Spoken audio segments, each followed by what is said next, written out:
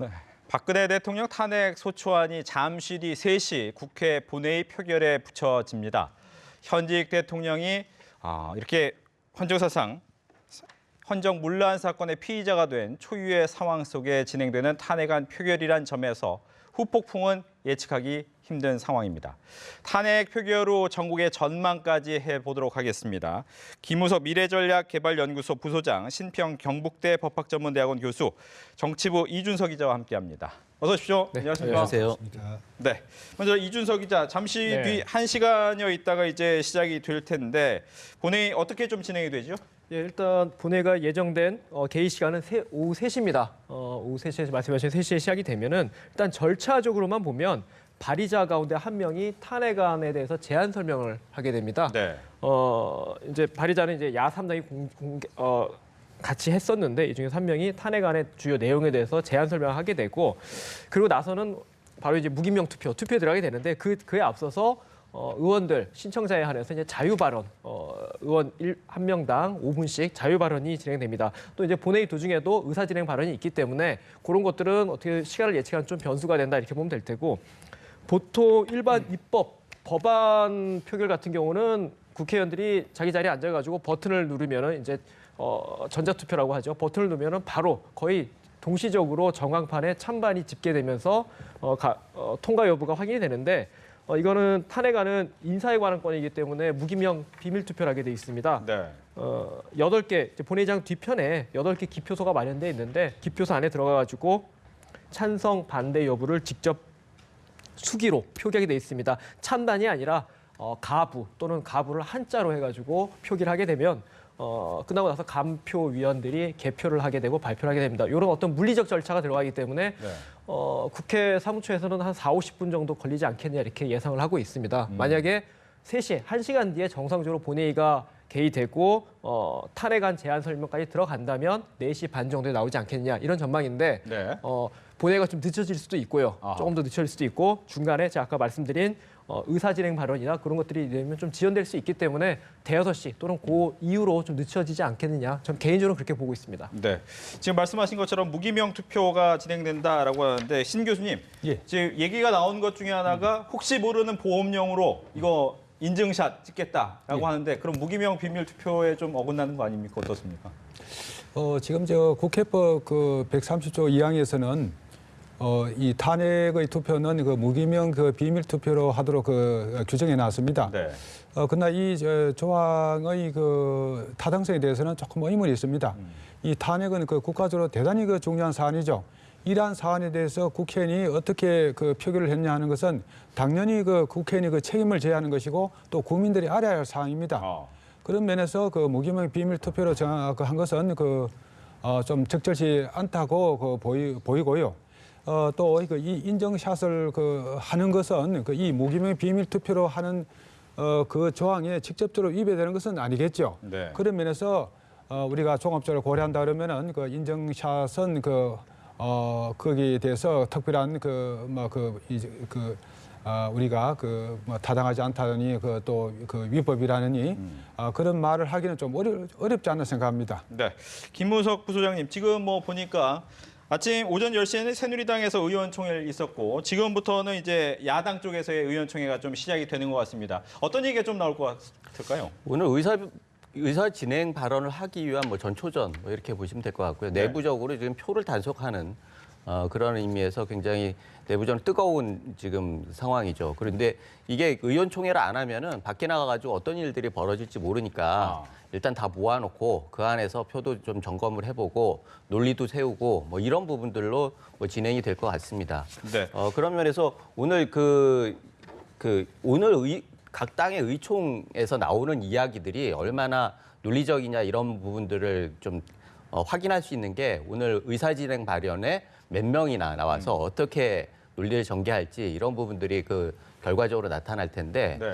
그런 면에서는 좀 주목되는 부분이 있는 거죠. 예. 지금 말씀하신 것처럼 의사진행 발언 부분이 이제 계속 길어질 수도 있는데 정세균 의장 같은 경우에 이준석 기자, 정세균 의장 같은 경우에 혹시 지연 가능성이 있는 의사진행 발언이라면 끊고 나가겠다 이런 얘기까지 한 것으로 알고 있는데 맞나요? 네, 이제 의도적으로 이 이번 건은 소위 필리버스터 네. 거기에 해당되지는 않을 것 같은데 인사에 관한 건이기 때문에 국회 선진화법에 따른 필리버스터 해당 사항이 없지만 그렇기 때문에 오히려 여야 의원들 주로 여권 친박계가 되겠죠. 지연시키기 위해서 혹시나 과도하게 의사진행발언을 한다면은 의장 차원에서 제지를 하겠다라는 건데 네. 너무 이렇게 심야까지 가고 그런 정도가 아니라면 어느 정도까지는 국회의장도 자유 발언을 허용하지 않겠냐 싶습니다. 이 또 진행 본회의 자체가 국민적 관심사이기 때문에 이 앞서서 국회의원들 개개인의 입장을 밝히는 거에 대해서는 어느 선까지는 좀 허용을 할 것 같습니다. 참고로 말씀드리자면은 네. 그 지난 2004년에 노무현 대통령 그 탄핵 사건에서 헌법재판소가 이렇게 판시를 했습니다. 탄핵 사건에서는 그 국회에서 그 토론과 질의를 생략할 수가 있다. 이렇게 그 판시를 한 적이 있기 때문에 아마 이 점이 그 국회에도 알려져 있을 것으로 생각합니다. 그러므로 그 정세균 국회의장이 이 의사 진행을 하면서 네. 충분히 그 시간을 단축시킬 수 있는 그 재량을 갖고 있다고 우리가 볼 수 있습니다. 예. 지금 보면 이제 탄핵안이 200명을 넘어서야 이제 가결이 되는데 문제는 이제 가결되는 것 자체가 중요하냐 아니면 가결된 수치가 좀 중요하냐라는 부분이 있습니다. 김덕 부소장 이 수치 몇 표가 나오는지도 상당히 중요합니까? 어떻습니까? 오다 보니까 내기하는 분들도 꽤 있는 것 같아요. 네. 가장 가까이 맞춘 분한테 몰아주기 이런 분위기로. 그래서 지금 굉장히 심각한 문제를 놀이로 승화하는 굉장히 놀라운 능력을 가진 민족이 아닌가라고 하는 긍정적인 의미에서 생각을 해보는데 사실 이걸 가지고 지금 내기를 하고 이런 부분들에 대해서는 좀 안타까운 측면이 있죠. 그런데 지금 여러 가지 분석들이 있는데 사실 다양한 분석들이 있는 만큼 그 상황이 너무나 불확실하기 때문에 지금 그런 얘기들이 많이 나오는 것 같은데 간단히 정리하자고 하면 역시 200표를 기준으로 해서 생각해 볼 수 있을 것 같아요. 200표가 안 된다라고 하면 그다음에 정말 우리가 생각하기도 힘든 그런 그 혼란 상황이 될 테고 200표가 넘어서는 경우에는 일단 가결돼 가지고 법적 절차에 의해서 헌재로 내용이 넘어가는 거죠. 네. 그다음에는 정치적인 해결 부분들이 남는데 그러면은 기준으로 보면 205표 정도가 대체적으로 야권에서 172표 그리고 비주류 여당의 비주류에서 33표 해가지고 그게 205표 정도 돼요. 제가 보기에는 비주류에서 좀 짜게 잡은 측면이 있습니다. 그렇지만 어찌됐든 그거를 인용하면 205표 정도가 되는 것 같고 그 다음에 215표 정도를 우리가 생각할 수 있는데 이거는 지난번에 노무현 대통령 탄핵 때 했던 그 기준으로 하면은 인원을 300명으로 한 사람은 한 215표 정도가 되는 것 같아요. 그래서 여야가 똔똔이다 이렇게 볼 수 있는 거고 사실 236표면은 좀 의미가 있습니다. 236표면은 여당의 과반이 찬성을 하는 거거든요. 그런 의미에서 그 이후에 있을 여당의 그 개편 내부 주도권 싸움 이런 부분들에 대해서 상당히 상징적인 의미가 있다라고 하는 생각이 들고 260표가 넘어가면은 진짜 골수 침박 이외에는 다 찬성을 하는 거기 때문에 그거는 굉장히 힘을 받을 가능성이 크다 이런 생각이 들어서 전체적으로 이 스케일로 보면은 220에서 230 정도가 합리적인 판단이 아니겠느냐는 생각이 들고 그런 면에서 지금 예측을 하기로는 205에서 230 사이에 어떤 지점이 될 텐데 그건 막판에 사람들이 나와가지고 의총이 이런 데서 어떻게 설득력 있게 논리를 하고 또 여러 가지 방법들이 있겠죠. 인증샷이나 이런 단도리하는 방법 이런 것들이 얼마나 먹히느냐 그리고 외부의 압력을 얼마나 느끼느냐에 따라서 상당 부분 한 몇 표 정도는 차이가 있지 않을까 이렇게 생각이 됩니다. 지금 말씀하신 것처럼 외부의 압력 중에 하나가 지금 화면에서 보였던 모습이고요. 지금은 추미애 더불어민주당 대표가 여기에 대해서 지금 내부에 어떤 얘기를 하는지 잠깐 한번 들어보겠습니다. 큰 인사 올리겠습니다.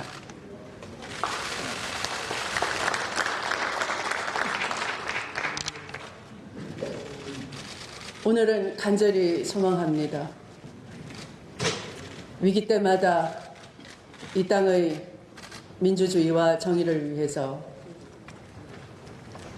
목숨마저 결연하게 희생해 오셨던 우리 국민, 자랑스러운 국민, 그 국민이 희망을 얻는 날, 국민이 승리하는 날 되기를 간절히 소망합니다.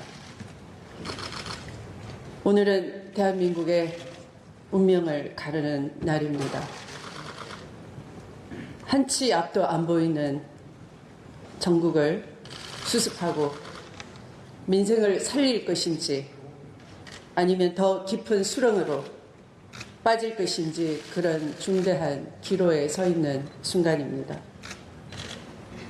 우리 모두는 국회의원으로서 헌법을 준수하고 국익을 우선으로 하여 국회의원의 직무를 양심에 따라 성실히 수행할 것을 국민 앞에 선서한 바 있습니다. 오늘로 국민의 탄핵 민심이 80%를 넘어섰습니다. 현재의 이 긴박함을 간과하거나 국민들의 목소리를 과소평가한다면 국민의 대표로서 더 이상 돌이킬 수 없는 과오를 범하게 될 것입니다. 오늘은 그 어떤 정치적 계산도 용납되지 않을 것입니다. 오직 국민과 역사만을 생각하며 담대한 걸음으로 걸어가야 할 것입니다. 또 독립적인 헌법기관으로서 대통령에 의한 이 헌정유린 사태를 양심에 따라 치유하고 회복시켜야 할 의무가 있는 것입니다. 그래서 탄핵은 국정 정상화를 위한 마지막이자 유일한 해법이라는 것입니다. 하루빨리 국정 공백을 수습하고 경제와 민생을 챙겨야 합니다. 대통령 탄핵은 나라를 살리고 경제를 살리는 첫 걸음이 될 것입니다. 우리 당은 전국 수습과 국정 안정을 위해 책임 있는 모든 노력을 다 할 것입니다. 장기간 국정 공백으로 인한 국민의 불안과 고통을 가장 먼저 챙겨 나갈 것을 약속드립니다. 다시 한번 온 국민이 지켜보고 역사가 지켜보는 이 순간 한치의 방심도 없이 탄핵이 이루어질 수 있도록 마지막까지 최선을 다해 주실 것을 호소드리면서 말씀을 마치겠습니다. 네, 추미애 대표의 이야기까지 들어봤습니다. 이준석 기자, 오전에 새누리당 의총도 있었고 지금 더불어민주당 의총까지 좀 비교를 해볼까요? 네, 뭐 새누리당 같은 경우는 아침에 오전에 의원총회를 하면서 이정현 대표가 다시 한번 이제 뭐 이정현 대표는 계속 이제 친박계 핵심 인사로서 이번 탄핵 추진이 강행이 부당하다라는 점을 많이 얘기했었고 솔직히 부결됐으면 좋겠다라고까지 얘기했습니다. 직접적으로. 그래도 오늘도 다시 한번 이렇게 얘기했었는데 아직까지 새누리당 내부의 그 친박 비박으로 갈린 내부 역학이 그대로 드러났다 이렇게 보면 될 것 같아요. 오히려 권성동 의원 현재 법사위원장이죠. 비박계 권성동 의원이라든지 또 이제 비박계 인사들은 오히려 또 정반대의 뉘앙스로 얘기하면서 아직까지 이제 좀 친박 비박은 여전히 좀 탄핵 동참 쪽에 야당이 주장에 동조하는 건 아니지만 어쨌든 털고 가야 한다는 목소리가 그대로 표출됐다 이렇게 보면 되고요. 야3당 같은 경우는 아직까지는 탄핵 공조 대우를 탄탄히 하고 있고 뭐 추미애 대표 지금 바로 드러났듯이 단 한 표의 이탈도 없을 것이다. 그런 정도의 취지로 보면 될 것 같습니다. 예, 김우석 부소장님, 지금 박근혜 대통령 같은 경우에는 어떻게 보면 지난 노무현 전 대통령 같은 경우에는 전날 바로 어떻게 보면 좀 호소하는 대담이 있었죠. 하지만 이번엔 대담하지 않고 아마 이 결과가 나온 다음에 어떤 메시지를 보낼 것이다 이런 예상이 나오는데 어떤 메시지가 나올까요? 글쎄요, 안 되면 이게 부결이 된다라고 하면은 그런 걸 기대할 수 있죠. 그 약속한 대로 4월 하야를 하겠다. 그런 거는 뭐 국민들한테 울림이 좀 있을 수가 있겠죠. 그리고 가결되는 경우는 특별하게 뭐 입장을 발표하지 않을 가능성이 많습니다. 가결되는 경우에는 본격적으로 탄핵 심판, 특검 조사나 탄핵 심판에 대비하는 그런 모드로 가고 결국 그 직무를 황교안 총리가 맡기 때문에 황교안 총리가 바로 바톤을 이어받아가지고 대국민 발표를 하겠죠. 예. 그러면서 전체적으로 안정 국면으로 좀 끌고 가려고 노력을 할 텐데 그런 면에서는 청와대에서 지금 어떤 방향이 됐든 퇴로를 좀 열어가는 그런 노력을 할 것 같습니다. 네, 지금 뭐 약 벌써 2시 17분 정도 됐으니까요. 한 40여 분 정도 시간이 남았습니다. 본회의 시작 전까지. 지금 현재 국회 주변을 둘러싸고 있는 국민의 모습을 지금 보고 계십니다. 국회 안에서의 집회는 이제 불허했기 때문에 그 밖에서만 지금 모여 있는 모습을 보고 있는데요. 조금 전에 이제 김무석 부소장님께서 얘기했던 황교안 총리 대행 때문에 이제 신 교수님께 좀 질문을 드리겠습니다. 예. 박근혜 대통령이 얼마 전에 이제 그 총리 내정자를 내정을 했는데 만약 황교안 총리가 대행이 됐다. 그럼 이 부분은 어떻게 되는 겁니까? 뭐 그럴 경우에 총리 내정자의 신분은 자연적으로 소멸되는 것으로 보는 것이 타당하지 않을까 생각합니다. 네. 왜 그렇습니까? 대통령이 권한 행사로 뭐 그렇게 내정을 했는데 네. 그 후에 뭐 상황이 변화가 돼서 새로운 이 국무총리가 대통령 권한 대행자로 들어선 처지에 네. 과거의 총리 대통령이 총리 내정자로서의 지위를 유지하기는 어렵지 않을까 생각합니다. 예. 지금 말씀하신 대로 총리 지위가 좀 어렵다고 한다면 지금 얘기했던 것이 내각 초공 사태, 어떻게 보면 황교안 총리 자체의 대행도 어떻게 보면 야당권에서는 원하지 않는 거죠, 이준석 기자? 네, 뭐 가결이 된다면은 야권은 곧바로 촛불 집회를 뭐 주말에도 계속 규모는 다르더라도 계속 주말 촛불 집회는 이어갈 것으로 보이는데 네. 그와 맞춰서 야권에서는 바로 내각 총사퇴로 지금 논을 피고 나올 것 같습니다.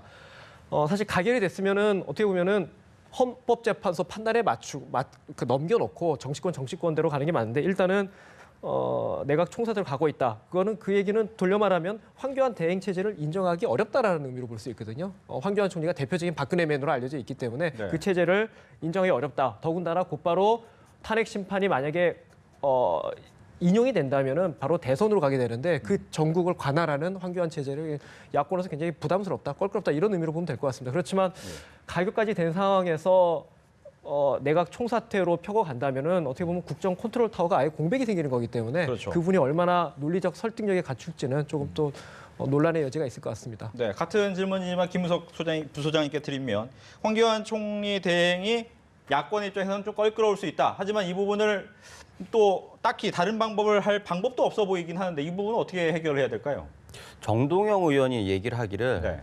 황교안 총리 권한대행은 국민에 대한 모욕이다 이렇게 얘기를 했어요. 그러면 황교안 총리를 국회에서 인사청문회에서 뭐 가부를 안 한 것도 아니고 그렇다고 지난번에 다른 대안을 냈을 때 그걸 논의하지도 않고 대안을 만들어 달라고 여권이나 대통령이 얘기를 했을 때 그것도 일고의 가치가 없다라고 그러고 그렇다고 하면은 모욕을 한 주체는 대통령이나 여당이 아닌 거죠. 야당인 거죠. 그렇다고 하면은 이 부분에 있어서는 좀 인정하고 갈 필요가 있다고 봐요. 어차피 지금 뭐 문재인 대표도 탄핵 끝나자마자 즉각 퇴진 그리고 추미애 대표도 내각 총사퇴를 얘기를 하는데 논리적으로 맞지 않잖아요. 하야와 탄핵이라고 하는 둘 중에서 하나를 선택한다고 하면은 하야를 선택한다고 여권 대통령이 얘기를 했을 때 그거는 무슨 얘기냐. 여기는 파면을 해야지 하야를 할 수는 없다. 그러면서 탄핵으로 간 거예요. 탄핵으로 들어가 놓고 결국 하야를 해야 한다. 논리적으로 맞지가 않잖아요. 그리고 내각 총사퇴 부분들도 거국 내각을 만들어 달라라고 그렇게 요청을 했는데 그걸 무시하고 있다가 네. 지금 와가지고 그걸 다시 돌려놓겠다. 이거는 논리적으로 맞지 않아요. 결국은 야권이 지금까지 이 상황에서도 국민의 지지를 획득하지 못한 것들은 네. 논리적으로 일관되지도 않고 욕심이 드러났다는 거죠.